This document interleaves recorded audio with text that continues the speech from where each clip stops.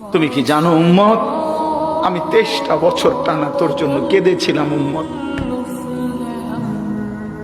আমি এমন কাঁদা কাঁদছি রে উম্মত তোদের জন্য। এশার নামাজের পরে দাঁড়াইছি, ফজরের আজান পর্যন্ত আমি আমার মালিকের কাছে তোদের জন্য, উম্মতের জন্য চোখের পানি ফেলে কাঁদছিলাম। আমার এত চোখের পানি তোর দিল গলাইতে পারলো না।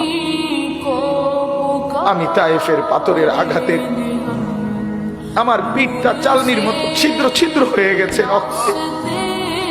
আমি বুকে পেটে 2টা পাথর বাঁধছি ক্ষুধার কষ্টে। আমি উহুদের দান দান শহীদ করা রক্তে উহুদের ময়দানে পড়েছিলাম বেহুশ হয়ে।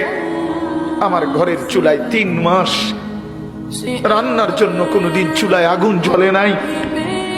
আমার এত চোখের পানি, এত রক্ত, এত ক্ষুধার কষ্ট, কিছুই তোর মন গলাইতে পারলো না, তোরে সেজদা দিতে পারলো না।